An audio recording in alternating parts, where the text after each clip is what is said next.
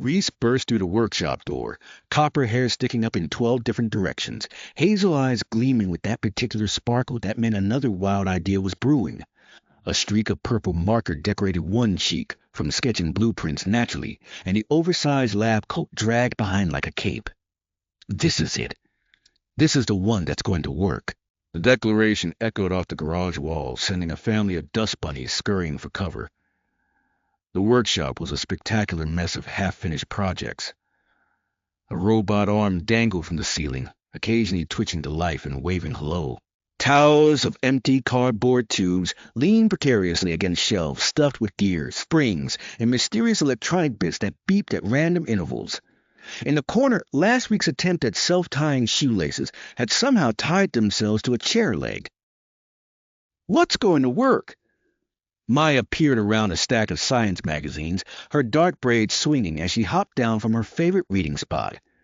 She'd been best friends with the young inventor since kindergarten, when they'd bonded over turning the classroom blocks into a working pulley system. My empathy engine! The announcement came with a dramatic flourish toward a contraption that looked like a bicycle helmet had collided with a disco ball and decided to get married. Wires sprouted from every surface, connecting to a laptop covered in stickers of famous scientists. Maya circled the device slowly, poking at a dangling antenna. Empathy engine? What's it supposed to do? It lets you feel exactly what someone else is feeling. Like if your little brother is sad about losing his toy, you put this on, and boom, you understand exactly why he's upset. No more guessing. But why would anyone want to feel sad on purpose? The question hung in the air like one of the dust motes dancing in the afternoon sunlight. The young inventor's hand stilled on the keyboard, and for once words didn't come tumbling out right away. Because then you'd know how to help them feel better? Maya shrugged. I guess. Does it actually work? That's what we're about to find out. I just need to run one more simulation and dash. Crash! The workshop door slammed open again, and Tommy Chen stumbled in, his usually cheerful face crumpled with frustration. His soccer uniform was grass-stained, and he clutched a crumpled piece of paper in one fist. Stupid science fair! Stupid project! Stupid everything!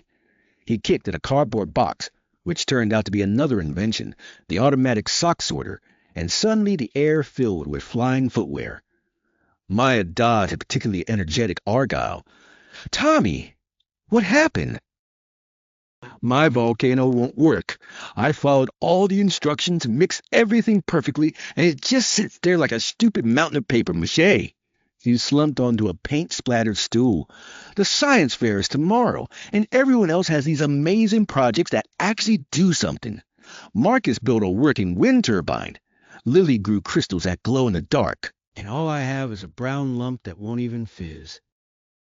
The workshop fell quiet except for the gentle whir of computer fans and the occasional beat from the corner.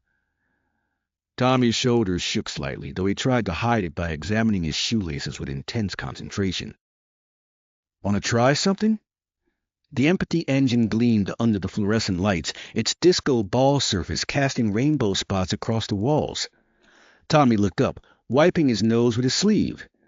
Is it going to blow up? Because that would actually make my day worse.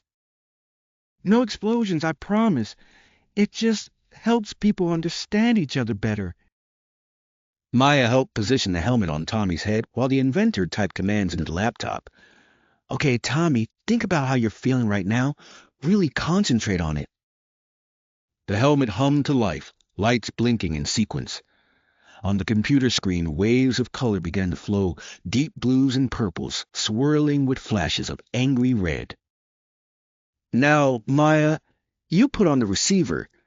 A second, smaller device that looked like oversized headphones was produced from under a pile of graph paper. Maya slipped it on, and right away her expression changed. Her eyes widened, and she pressed a hand to her chest. Oh, Tommy, you're not just mad about the volcano. You're scared everyone thinks you're not smart enough, and disappointed because you work so hard. And she pulled off the headphones, blinking rapidly. That was intense. Tommy stared at her. How did you know all that? I felt it, like it was my own feelings, but also yours. It's hard to explain. Maya rubbed her temples. But Tommy, nobody thinks you're not smart. Remember when you helped me with my multiplication tables? Or when you figured out how to fix the classroom hamster wheel using just paper clips and rubber bands? While they talked, Reese quietly wheeled over a box of supplies: baking soda, vinegar, dish soap, and food coloring. The same ingredients Tommy had been using, but with a few special additions from the workshop's chemistry corner. The problem might not be your ingredients, the inventor explained, pulling out a graduated cylinder. Sometimes it's about the proportions or the order you mix things. Here, let's troubleshoot together. For the next hour, the workshop transformed into Volcano Central. They tested different ratios, added a drop of this and a pinch of that until finally, "It's working!" Tommy's shout could probably be heard 3 blocks away as red foam erupted from his volcano, flowing down the sides in perfect lava-like streams. "Look at it go!" Maya laughed as foam splattered onto her shoes. "Now that's a science fair volcano?" But something was bothering the young inventor. The empathy engine sat silent on the workbench, its lights dim. It had worked, maybe too well. Maya had looked almost overwhelmed by Tommy's feelings. What if understanding someone else's emotions was too much for people to handle? The next morning dawned bright and clear, perfect science fair weather. The school gymnasium buzzed with nervous energy as students set up their displays. Tommy's volcano claimed a prime spot near the judges' table, and he'd added a handwritten sign: "Mount Chen, the volcano that refused to quit until my friends helped." At the far end of the gym, Reese arranged the empathy engine display with unusual quietness. The trifold poster board explained the science behind emotional recognition and brainwave patterns, complete with colorful graphs Maya had helped design. But doubt gnawed like a hungry hamster. What if the judges thought it was too weird? What if it made someone cry? 5 minutes until judging begins. Principal Martinez's voice boomed over the speakers. The judges moved through the exhibits like a slow-motion wave, spending time at each project, asking questions, taking notes on their clipboards. They admired Marcus's wind turbine, marveled at Lily's glowing crystals, and cheered when Tommy's volcano performed its eruption flawlessly. Then they reached the empathy engine. Judge number 1, Mrs. Delgado from the local university, studied the poster carefully. "This is quite ambitious. How exactly does it work?" The explanation tumbled out in a rush of scientific terms and excited gestures. And then the brainwaves get translated into a format another person can interpret, like how phones turn your voice into signals and back into voice again, except with feelings. Interesting, Judge number 2, Mr. Park, interrupted gently. But why is this invention important? What problem does it solve? The question felt like a volleyball spike straight to the stomach. Why was it important? The workshop had been so focused on whether it could work that the why had gotten lost somewhere between the wiring and the coding. Well, words scattered like startled pigeons. That's when Mrs. Chen appeared at the display. Tommy's mom worked at the local hospital as a nurse, and she still wore her scrubs under her jacket. Dark circles shadowed her eyes, and she moved with the careful slowness of someone who'd been awake far too long. "Tommy told me about your invention," she said softly. "How it helped him yesterday. Do you think, would it be possible for me to try it?" The judges exchanged glances but nodded their permission. Mrs. Chen settled the helmet carefully on her head. "I've been working extra shifts in the children's ward. Sometimes it's hard to know what my young patients need when they can't explain what's wrong. If I could understand better." The laptop screen came alive with swirls of exhausted purple, worried yellow, and a deep, steady pulse of determined green. Mrs. Chen closed her eyes, concentrating. "Now someone else needs to wear the receiver to feel what you're feeling," the inventor explained, holding out the headphones. Mr. Park stepped forward. "I'll volunteer." The moment he put on the headphones, his professional composure cracked. His eyes flew open, and he gripped the edge of the display table. "The weight of responsibility," he murmured. "Every decision could affect someone's health, their comfort, but also such deep compassion. The desire to help, to heal, to make things better even when you're running on empty. He removed the headphones slowly, looking at Mrs. Chen with new understanding. I had no idea. My wife is a teacher, and I sometimes get impatient when she's too tired to go out on weekends. But feeling this, I need to apologize to her. Mrs. Delgado leaned forward.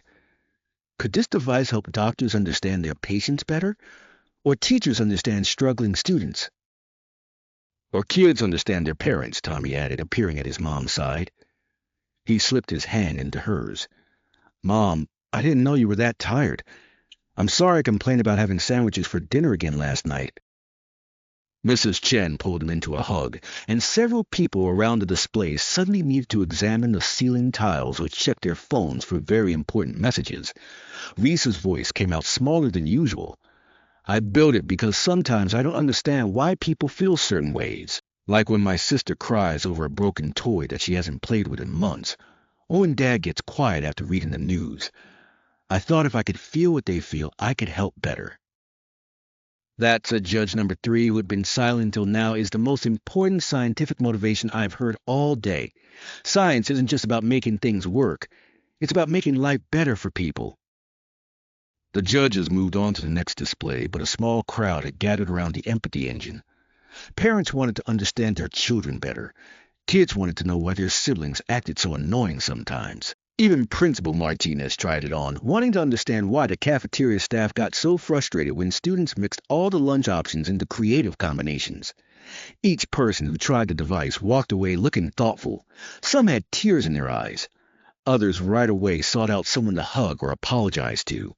The gym began to buzz with conversations that went deeper than the usual science fair chatter. You know what's funny? Maya said, helping pack up the equipment after the fair ended. Your invention works, but I think the real empathy happened when you explained why you made it. People understood you better, and that made them think about understanding others. Tommy nodded, carefully balancing his volcano and his shiny second-place ribbon. Yeah, and you didn't even need the machine to help me yesterday. You just needed to care enough to try. The workshop felt different that evening. The same controlled chaos of inventions covered every surface, but something had shifted. The empathy engine sat in its place of honor on the main workbench, not as a failed experiment or a perfect solution, but as a reminder. I think I want to make it better, Reese announced, spinning in the desk chair to face Maya and Tommy. Not just the machine, but the whole idea. Maybe it could be an app that gives people prompts to think about others' feelings, or a game that teaches empathy skills, or Dash. Or, Maya interrupted with a grin, you could start an inventors club where kids help each other with projects, like what we did yesterday. Tommy's eyes lit up. We could call it the Empathy Engineers, though that might be too nerdy. The Helping Hands Hub? The Understanding Underground? The Feelings Fixers? The suggestions grew increasingly silly until all three were laughing too hard to continue. Outside the workshop window, the sun set in streaks of orange and pink, painting the cluttered space in warm light. The empathy engine had won an honorable mention at the science fair, but its real achievement couldn't be measured in ribbons or certificates. It had started conversations, opened hearts, and reminded everyone that the most important inventions weren't always the flashiest or most complex. Sometimes the best invention was simply the decision to try to understand each other better, one feeling at a time. The workshop doors stayed open that evening, and one by one neighborhood kids began to drift in, drawn by laughter and the promise of help with their own projects. Marcus brought his wind turbine to teach others about renewable energy. Lily arrived with extra crystal-growing kits to share. Even the kindergartners from down the street toddled in with their collection of inventions made from toilet paper rolls and imagination. As the workshop filled with chattering voices and collaborative creativity, the young inventor caught sight of their reflection in the computer screen. Copper hair still wild, hazel eyes still bright with ideas, but now surrounded by friends who understood that the best inventions brought people together. The empathy engine hummed quietly on its shelf, its disco ball surface catching the light and sending tiny rainbows across the room. It had done its job, not by perfectly translating emotions, but by reminding everyone that taking time to understand each other was the most important experiment of all. and in a workshop full of half-finished robots, self-tying shoelaces, and one very successful volcano that felt like the perfect invention.